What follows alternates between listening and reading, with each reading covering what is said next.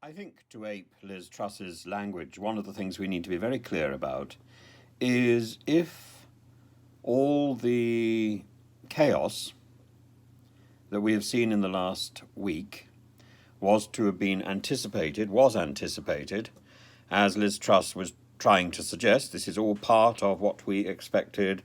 We are on course to doing the right thing. If there's no hint that anything has gone wrong, then I don't understand why we weren't warned that the markets would go haywire, that the Bank of England would inject a huge amount of money in quantitative easing, and that Liz Truss would then go back onto the radio the following morning and make a pig's ear of everything and actually wreck the system yet again.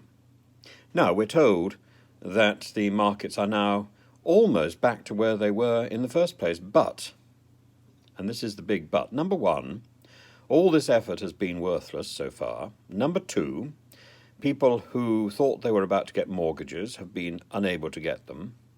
Number three, we've had a week of chaos, domestic chaos, when our real thoughts should have been across the way at looking at and supporting Ukraine. We are indulgent, we are a silly, petty, selfish nation if we are truly represented by this government. I don't think we are. I think we are thoughtful. I think we are caring. I think we are charitable to others. And I think this government does not represent us at the moment. I also think that we are, for the most part, a truthful and an honest nation. And we've just come through a period where our Prime Minister was accused of dishonesty. I would love to know what exactly Liz Truss thinks she's doing, going around local radio saying everything is fine. Everything was anticipated.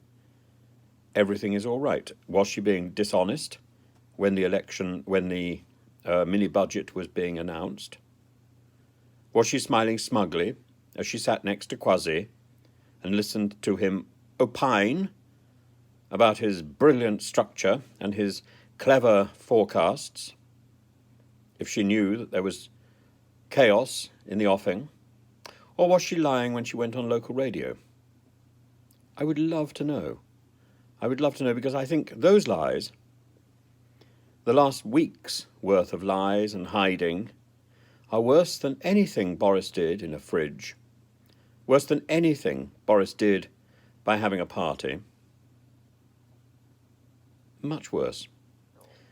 Our homes, our livelihood, have been endangered by this mad ideology, and at the same time, the world has been shaken to the core, and we have been too interested in our own petty nonsense, and a petty nonsense that we actually cooked up for ourselves.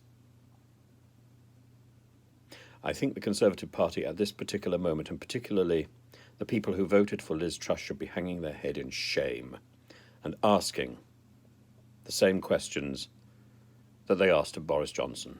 The same questions, and more intensely.